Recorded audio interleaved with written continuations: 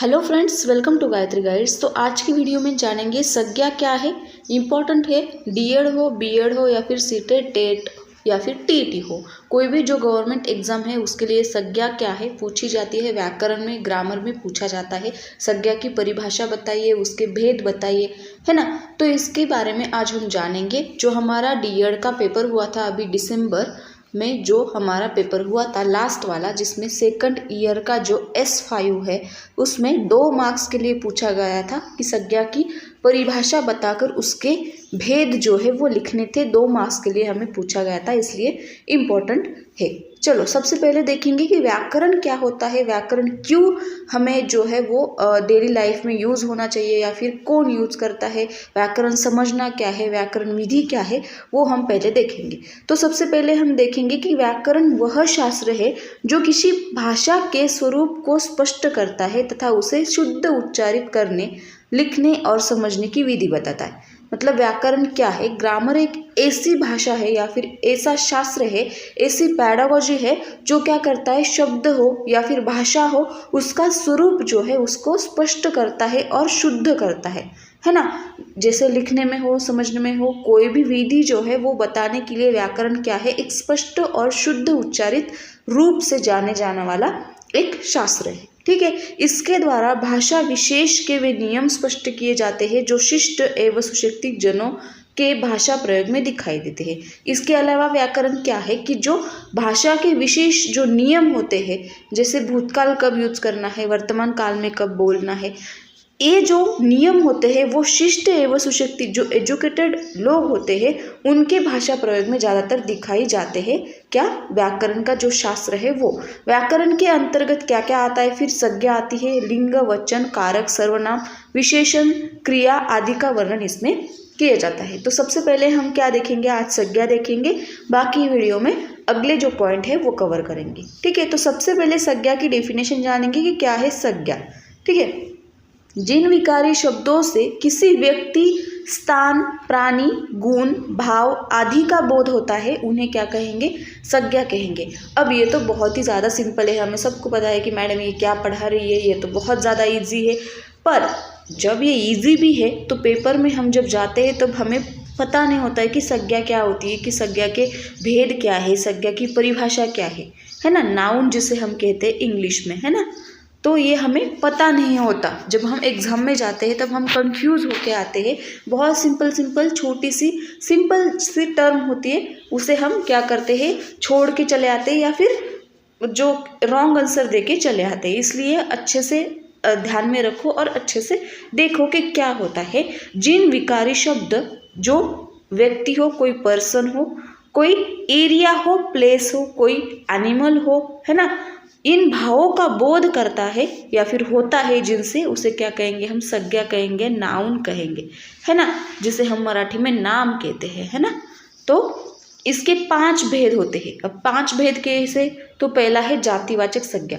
अब जातिवाचक संज्ञा क्या होती है पहले हम देखेंगे। जिन संज्ञा शब्दों से किसी एक ही प्रकार की अनेक वस्तुओं का बोध होता है। एक ही प्रकार की वस्तु है, मानो जो अनेक वस्तुओं का उसके बोध होता है, उसे क्या कहेंगे? हम जातिवाचक संज्ञा कहेंगे। जैसे कि एग्जाम्पल दिया हुआ है, जैसे कि घर कहने से सभी तरह के घरों में, जैसे पहाड़ हो, पहाड़ कहने से संसार से सभी पहाड़ों का नाम उसमें आएगा, है ना। घर मतलब जैसे कि 1 BHK हो, 2 BHK हो, या फिर किसी का बंगला हो, किसी की झोपड़ी हो, ये सारे घर उसमें आएंगे घर कहने से। पहाड़ हो तो पहाड़ों में सारे पहाड़ों का, जो संसार के जो भी पहाड़ है उसका नाम आएगा। नदी कहेंगे तो नदियों का जातिगत बोध होगा, उसे क्या कहेंगे? जातिगत। जैसे कि हमने क्या देखा कि संज्ञा क्या है? जो किसी स्थान, वस्तु या फिर किसी मनुष्य हो, प्राणी का नाम जो है वो बताता है, उसे हम संज्ञा कहेंगे। अब जातिवाचक क्या? कि जिसमें हम जात करेंगे, है ना। जैसे नदी है, अब पता नहीं कौन सी नदी है ना, तो वो नदी का प्रॉपर जो नाउन है वो जब बताएंगे तब उसे क्या कहेंगे? हम प्रॉपर नाउन कहेंगे, या फिर हम उसे कहेंगे नाम जो फिक्स है। पर यहाँ पे वो सभी नदी बताई गई है, मतलब क्या कि वो जातिगत है, नदी इसमें कौन सी भी नदी आए, गंगा आए, यमुना आए, गोदावरी आए, इसमें सारी नदियों का बोध किस में किया गया है, जाति में किया गया है। मतलब जो सारी जो नदियाँ है वो क्या है, जाति में आती है। दूसरा एग्जाम्पल बताया गया है संबंधियों, व्यवसाय, पदों और कार्यों के नाम जैसे कि भाई हो, माँ, डॉक्टर, वकील, मंत्री, अध्यक्ष, ये सारे जो होते हैं वो क्या है, एक एनिमल के रूप में, जैसे कि मनुष्य, पर्सन के रूप में, मतलब जो है उसको पता नहीं है। मतलब अब माँ है, डॉक्टर है, वकील है, मंत्री है, अध्यक्ष है, किसान है या फिर कोई व्यवसाय है, ये क्या है हमें पता नहीं है। प्रॉपर उसका नाम दिया है क्या, वहाँ पे कौन सा डॉक्टर है, या फिर माँ का नाम दिया है क्या, या फिर किसान का नाम दिया है क्या, नहीं दिया है। मतलब ये क्या है, एक जात है एनिमल की, है ना। जैसे मतलब हमें पता है कि मनुष्य क्या है, एक प्राणी है, समाजशील प्राणी है, जिसे हम कहते हैं, कई बार सुने भी है और हम पढ़ते भी है। तो मतलब वो क्या है, एक जात में उसको क्या किया गया है, कन्वर्ट किया गया है, या फिर एक जात में उसको मांडा गया है या फिर डाला गया है, ऐसे हम बोल सकते हैं। उसके बाद आगे और एग्जाम्पल है पशु पक्षियों के नाम, जैसे बैल, घोड़ा, किरण, तोता, मैना, मोर आदि जो है वो सब क्या है, इसमें जातिवाचक में आएंगे। जो बैल है, घोड़ा, किरण, तोता, मतलब सारे जो एनिमल है, पशु पक्षी है, वो क्या आएंगे, जातिवाचक में आएंगे। वस्तुओं के नाम जिसमें क्या होगा, मकान होगा, कुर्सी, मेज, पुस्तक, कलम इत्यादि सारे जो है वो वस्तुओं के नाम भी जातिवाचक में आएंगे। अगर प्रॉपर कुर्सी का नाम बताया गया या फिर पुस्तक का जो नाम है वो सिर्फ हम देखेंगे, अगर इसका नाम कोई हो, व्याकरण, मराठी व्याकरण पुस्तक या फिर मराठी व्याकरण बुक, ऐसा कोई नाम हो तो उसको क्या कहेंगे, हम संज्ञा कहेंगे। पर ये सारे जो है वो वस्तुओं में आते हैं, तो इसलिए हमने क्या किया, इसको जाति में डाला गया है। ठीक है, आगे देखेंगे प्राकृतिक तत्वों के नाम, बिजली, वर्षा, आंधी हो या फिर तूफान, भूकंप, ये क्या है, प्राकृतिक तत्व जो है, गुण जो है उसके नाम है, उसको भी क्या कहेंगे, हम जातिवाचक संज्ञा कहेंगे। अब दूसरा देखेंगे व्यक्तिवाचक संज्ञा। अब व्यक्तिवाचक संज्ञा क्या है, जिन संज्ञा शब्दों से किसी एक ही वस्तु, व्यक्ति या स्थान आदि का बोध होता है उन्हें हम व्यक्तिवाचक संज्ञा कहेंगे। जैसे मैंने अभी कहा था, जो भी कोई नदी हो, जैसे गंगा है या फिर कोई गोदावरी, यमुना, कोई भी नदी हो जिसका एक ही वस्तु, मतलब उसी का नाम वहाँ पे लिया गया है, जैसे गंगा हो उसी का नाम लिया गया है, तो उसको क्या कहेंगे, हम व्यक्तिवाचक संज्ञा कहेंगे। जैसे कि एग्जाम्पल दिया गया है, व्यक्तियों के नाम, राम हो, कृष्ण, महात्मा बुद्ध या फिर हजरत मोहम्मद, कोई भी जो व्यक्तियों का नाम है वो प्रॉपर नाम वहाँ पे दिया गया है, इसलिए उसको क्या कहेंगे, हम व्यक्तिवाचक संज्ञा। आगे और भी एग्जाम्पल देखो, जैसे फलों का नाम है, आम है, अमरूद है, सेब, संतरा, केला इत्यादि, जो भी फलों के नाम है उसके पर्सनल दिए गए हैं। ऐसा बोला है कि फलों का नाम में, तो उसमें सारे फल आ गए, मतलब क्या कि वो पर्सनल है, मतलब वो व्यक्तिगत उसका नाम दिया गया है। ग्रंथों के नाम है, रामायण, रामचरितमानस है, ये सारे जो है उसे क्या कहेंगे, हम व्यक्तिगत नाम या फिर व्यक्तिगत संज्ञा जो है वो हमसे कहेंगे। ठीक है, आगे और भी एग्जाम्पल है, समाचार पत्रों के नाम दिए गए हैं, फिर नदियों के नाम दिए गए हैं, फिर नगरों के नाम भी दिए गए हैं। इन सारे शब्दों से एक ही वस्तु का बोध होता है, तो ये सारे शब्द क्या है, व्यक्तिवाचक संज्ञा हम इसे कह सकते हैं। जब व्यक्तिवाचक संज्ञा एक से अधिक का बोध कराने लगती है तो वो जातिवाचक संज्ञा बन जाती है। अभी हमने देखा कि नदियाँ दी गई थी, है ना, नदी मतलब नदी दी गई थी तो संसार की सारी जो नदी आएगी वो उसमें आएगी। पहाड़ दिए गए थे तो पहाड़, संसार के सारे जो पहाड़ है वो आएंगे। घर में सारे घर आएंगे, मतलब वो जातिवाचक है। एक से अधिक का बोध कराने जब लगती है, व्यक्तिवाचक संज्ञा जो है थे वो एक से अधिक का बोध कराने लगती है, तो उसे क्या कहेंगे, हम जातिवाचक संज्ञा कहते हैं। ठीक है, अब तीसरा प्रकार देखेंगे हम, इसका तीसरा भेद देखेंगे, भाववाचक संज्ञा। जिन संज्ञा शब्दों से किसी वस्तु के गुण, दशा या व्यापार का बोध होता है उन्हें हम क्या कहेंगे, भाववाचक संज्ञा कहेंगे। कोई ऐसी संज्ञा, ऐसे शब्द जो किसी वस्तु के गुण दर्शाते हैं, दशा दर्शाते, या फिर कोई व्यापार का बोध होता है, उसे क्या कहेंगे हम भाववाचक। जैसे गुण के अर्थ में क्या है, सुंदरता, कुशाग्रता, बुद्धिमत्ता, वह लड़की बहुत सुंदर है, वह लड़का बहुत बुद्धिमान है, ये क्या है, गुण दर्शाते हैं, मतलब कोई भाव उसमें दर्शा रहा है, उसे क्या कहेंगे हम भाववाचक संज्ञा कहेंगे। इसके अलावा और भी एग्जाम्पल यहाँ पे है। अवस्था के अर्थ में जैसे कि जवानी, बचपन, बुढ़ापा उसका बहुत मतलब उसकी अवस्था बहुत ही ज़्यादा खराब हो गई है क्योंकि वह बूढ़ा हो गया है ना। मतलब ये अवस्था होती है, जो हमने स्टेजेस जो है हमने काफ़ी बार देखी है। ठीक है।